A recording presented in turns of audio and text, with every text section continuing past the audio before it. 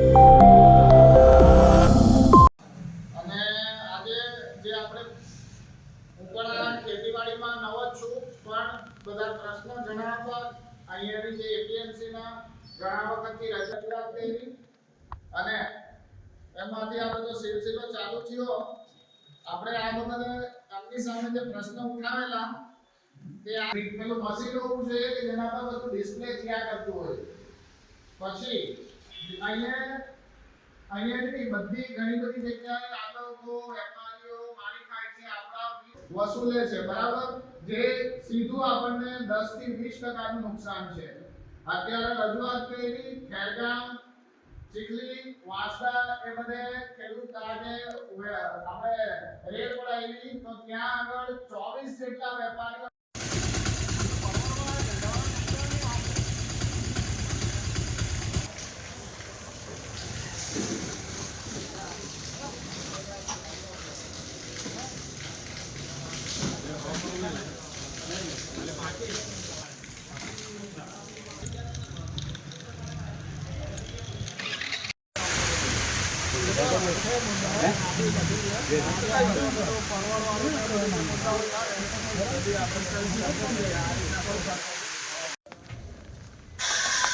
આ જગતનો તાત ખેડૂત અને ખેડૂત સાથે હર હંમેશ અન્યાય થતો હોય છે. ત્યારે વાત કરવામાં આવે અંબિકા તાલુકાના અનાવલ ગામના જે એપીએમસી માર્કેટ છે, જગ જાહેર છે અને આજુબાજુના પણ જે માર્કેટો આવ્યા છે એમાં જે વિધિવત વ્યવસ્થિત રીતે જે માર્કેટો ચાલી રહ્યા છે, પણ અનાવલ ખાતે જે એપીએમસી માર્કેટ છે એમાં ધાંધિયા ચાલી રહ્યા છે અને ખેડૂતોનું શોષણ થઈ રહ્યું છે. ત્યારે જે આજુબાજુના ગામના લોકો અને ખેડૂતોમાં આક્રોશ જોવા મળી રહ્યો છે. ત્યારે જ્યારે આગેવાનો ભેગા થયા છે અને જ્યારે માર્કેટ યાર્ડમાં જ્યારે લડત ઉપાડી છે અને ખેડૂતોને માતબર રકમ મળે એ માટે હવે લડત ચલાવવાનો વારો આવ્યો છે. ત્યારે આપણી સાથે જ્યારે આગેવાનો અહીં ઉપસ્થિત છે ત્યારે આગેવાનો સાથે સીધી વાત કરીશું, કારણ કે જગતનો તાત ખેડૂત સાથે અન્યાય થઈ રહ્યો છે. ત્યારે આગેવાની ઉપાડી છે ડોક્ટર નીરવ પટેલ, સમસ્ત આદિવાસી સમાજ નવસારી જિલ્લાના પ્રમુખ એવા ડોક્ટર નીરવ પટેલ સાથે પહેલા વાત કરીશું.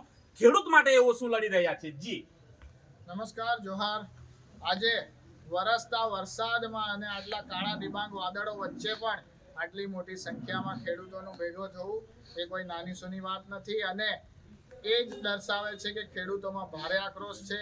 અનાવલ એપીએમસી આશરે 25 જેટલા ગામોના આદિવાસી ખેડૂતો, આદિવાસી જ નહીં અન્ય બિન આદિવાસી ખેડૂતો પણ સંકળાયેલા છે.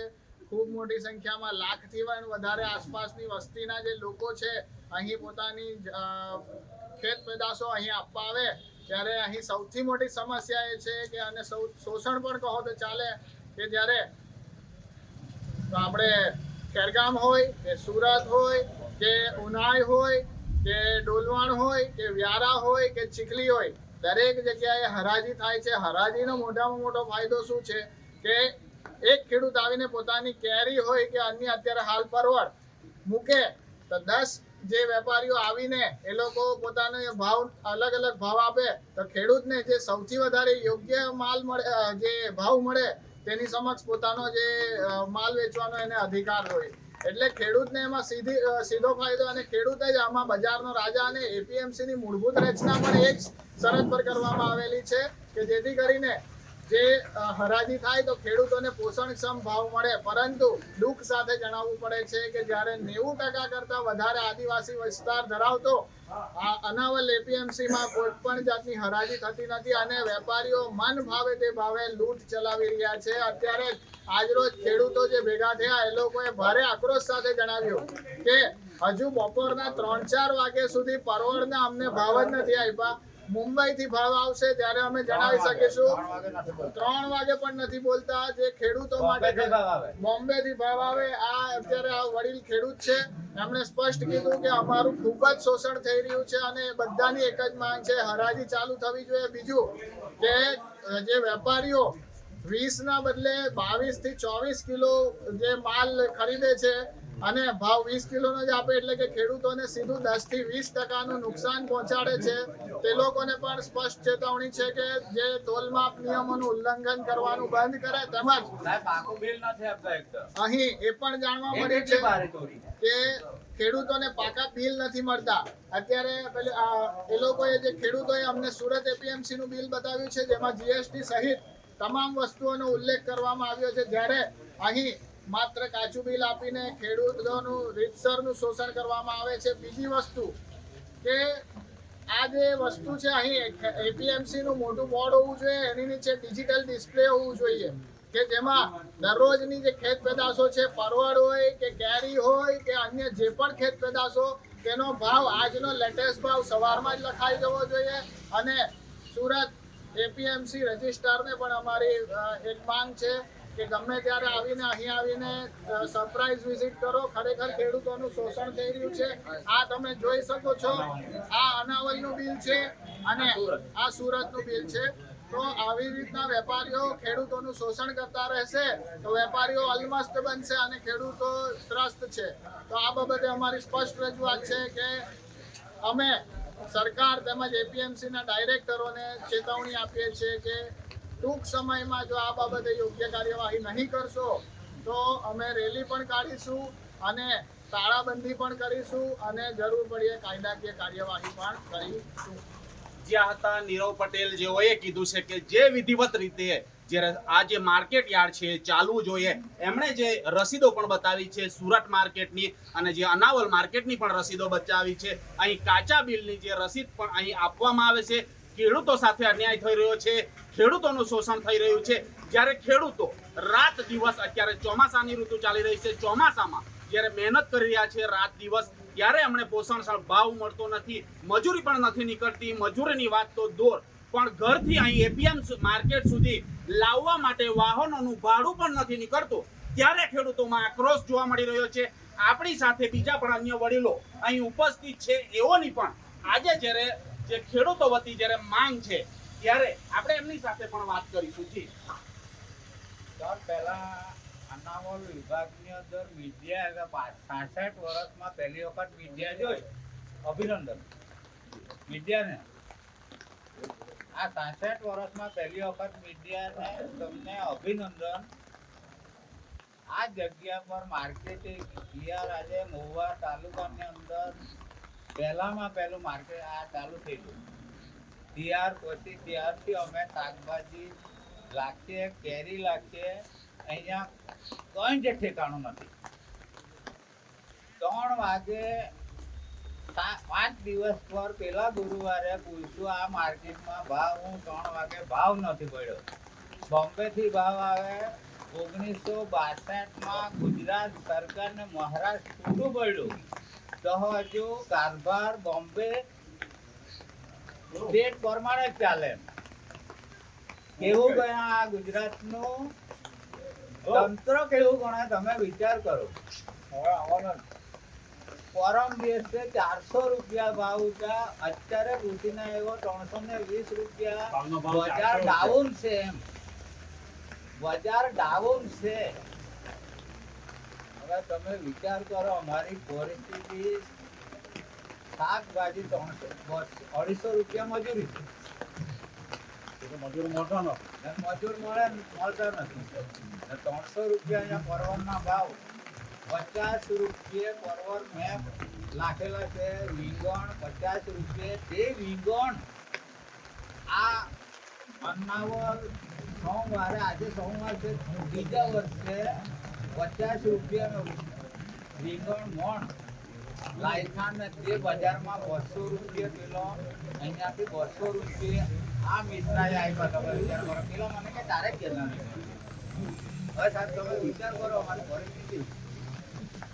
મહેનત કરવી છે ખેડૂતોએ અને ભાવ નક્કી કરે છે. જ્યારે બોમ્બે થી ભાવ નક્કી થાય છે એવું કહી રહ્યા છે. અને જે વેપારીઓ અને વચેટિયાઓએ પોતાનું પેટનું જ ભરવું છે, પોતાના પરિવારનું જ પેટીયું ભરવું છે, પણ ખેડૂતોનું પેટીયું ભરવું નથી. ખેડૂતોનું કોઈ વિચારતા નથી. ત્યારે આ ખેડૂતોએ, આગેવાનોએ જ્યારે આંદોલનની ચીમકી આપી છે અને જ્યારે રસ્તા પર ઉતરવાનો વારો આવ્યો છે, ત્યારે બીજા પણ અન્ય યુવાનો આપણી સાથે જોડાયા છે. એમને પણ આક્રોશ જોવા મળી રહ્યો છે. ત્યારે એ ખેડૂત સાથે પણ વાત કરીએ, એમની શું માંગ છે. જી, આ મંડળીમાં જે પ્રમુખ કમિટી સભ્ય છે એ લોકો પહેલા અમારી સાથે ખેડૂતો સાથે મિટિંગ કરે, પછી ચર્ચા કરીએ કે આ વેપારી લોકો સાથે શું કરવાનું છે. કેમ કે પ્રમુખ જે હોય તે આજ સુધી અમે જોયા નથી ખેડૂત થઈને. એટલા વર્ષોથી પ્રમુખને અમે જોયો નથી કે અહીંયા હું ચાલે એક બોર્ડ નથી લગાવી શક્યા કે આ દલાલનો આ ભાવ છે, આ વેપારીનો આ ભાવ છે, આ પરવળનો ભાવ છે કે રીંગણનો ભાવ છે, એવું કોઈ આજ સુધીમાં આ એક બોર્ડ નથી મારી શક્યા. તો ખેડૂતને શું ખબર પડે? વેપારીને પૂછવા જઈએ તો 300 રૂપિયા 500 રૂપિયા બધા અંદર ચાલે. વરસાદ વચ્ચે જ્યારે એપીએમસી માર્કેટમાં જ્યારે ખેડૂતોએ આજે જ્યારે ઉગ્ર વાતાવરણ બન્યું છે ત્યારે ખેડૂતોએ જ્યારે આંદોલનનો માર્ગ હવે અપનાવવા પડવાનો વારો આવ્યો છે, કારણ કે માતબર રકમ નથી મળતી. આ વડીલમાં પણ આક્રોશ જોવા મળી રહ્યો છે. આટલા જ્યારે ભારે વરસાદ વચ્ચે પણ જ્યારે લોકો ભેગા થયા છે, જ્યારે અનાવલ માર્કેટ યાર્ડમાં આજે વડીલ સાથે વાત કરશું, શું માંગણી છે? નમસ્કાર. આજે ખેતીવાડી ઉત્પન્ન બજાર સમિતિ અનાવલ ખાતે અમે જે ભેગા થયા એનો મુખ્ય ઉદ્દેશ અમારો ચંદ્રભાઈ સાહેબના પ્રમુખ મોણા હેઠળ કહીએ તો વાંધો નથી. એ લોકો પોષણ ભાવો એટલે કે હરાજીથી ભાવ કોઈ પણ વસ્તુ લેતા નથી. એવી સામે અમારો આક્રોશ છે. આક્રોશ એમ છે લોકોને ભાવ જ ના મળતા હોય તો ગરીબ ખેડૂત આ મોંઘવારીમાં કેવી રીતે કરી શકે? એ માટે આ પ્રયત્ન જે કર્યા છે એમાં ડૉક્ટર પ્રદીપભાઈ સાહેબ, ડૉક્ટર મીરાભાઈ સાહેબ અને અમારા આગેવાનો શ્રી જવાહરભાઈ પટેલ, શ્રી ઠાકોરભાઈ પટેલ અનાવન અને આ યુવાનો થકી જે કાર્યક્રમ આજનો અમારો જેને સફળતાના આયોજન કહેવાય તેને હું ધન્યવાદ આપું છું. અને ડૉક્ટર મીરાભાઈ પટેલ સાહેબનો આભાર માનીને પહોંચો છે. આટલા દૂરથી એમના કાર્ય વિસ્તાર બહારથી પણ અહીંયા સારા એવો પ્રયત્નો કરે એની સામે અમને એમને માટે નિવેદન છે. અને હવે પછીની અમારી મિટિંગ કે અમારું કોઈ પણ આંદોલન હશે તો એના કરતાં પણ 10 ગણા માણસો ભેગા થઈને અમે આ મંડળની સામે એટલે કે આ સમિતિની સામે અમે આંદોલન કરીશું. જે ખાસ કરીને વાત કરવામાં આવે માર્કેટ યાર્ડ અનાવલની, એ અનાવલ માર્કેટ યાર્ડમાં પ્રમુખ મંત્રીની નિમણૂક કરવામાં આવી હશે અને જે માર્કેટ યાર્ડ છે અહીંના વેપારી મંડળો છે એવો પ્રમુખ મંત્રીની અંદર જ આ માર્કેટ યાર્ડમાં કોઈ વેપાર ધંધો કરતા હશે. ખાસ કરીને વાત કરવામાં આવે ખેડૂતના લીધે આ માર્કેટ યાર્ડ ચાલતું હોય છે અને એમના પેટનું પેટીયું પુરાતું હોય છે. ત્યારે જ્યારે મંત્રી અને જે પ્રમુખ છે એમના આજે દર્શન નથી થતા, એમના લઈને શું કહેશો? એ લોકોએ સાહેબ સામે ચાલીને તારીખ અને સમય આપ્યો છતાં એ લોકો હાજર નથી રહ્યા. એના પરથી આપણે એવું સમજવાનું કે એ લોકો આપણને ભણતા નથી અથવા તો અહીંના જે ખેડૂતો છે એ ગુલામીમાં જ રહેવા જોઈએ એવી એ લોકોની મનોપતિ છે. જ્યારે ખાસ કરીને વાત કરવામાં આવે વડીલમાં પણ આક્રોશ જોવા મળ્યો છે, ખેડૂતોમાં અને યુવાનોમાં પણ અને આગેવાનોમાં પણ આક્રોશ જોવા મળ્યો છે. અને જ્યારે આજે પ્રમુખ મંત્રી જ્યારે એમની ઓફિસોમાં નથી ત્યારે ખાસ કરીને વાત કરવામાં આવે એપીએમસી માર્કેટ યાર્ડના જ્યારે જે વેપારી મંડળ છે, વચેટિયાઓ છે, એમની સાથે પણ પ્રમુખ મંત્રીની કોઈ સાંઠગાંઠ હોઈ શકે એ નક્કી છે. કારણ કે આજે એમણે બોલાવ્યા છતાં એવો પોતે હાજર નથી. એના લઈને લાગી રહ્યું છે કે કોઈ વચ્ચે સાંઠગાંઠ હશે. પણ હવે આ જે આંદોલન છે સખતપણે વેગ પકડશે એવું લાગી રહ્યું છે. ડિસિઝન ન્યૂઝના બીજા વિડીયો જોવા માટે ચેનલ સબસ્ક્રાઇબ કરો અને બેલ આઇકન બટન પર જઈ ક્લિક કરો. સ્વતંત્ર અને આઝાદ પત્રકારત્વની મદદ કરવા નીચે આપેલા થેન્ક્સ બટન પર જઈ ક્લિક કરો. મદદની કિંમત નિશ્ચિત કરો અને ડિસિઝન ન્યૂઝની આ સફરમાં અમારા સાથી બનો.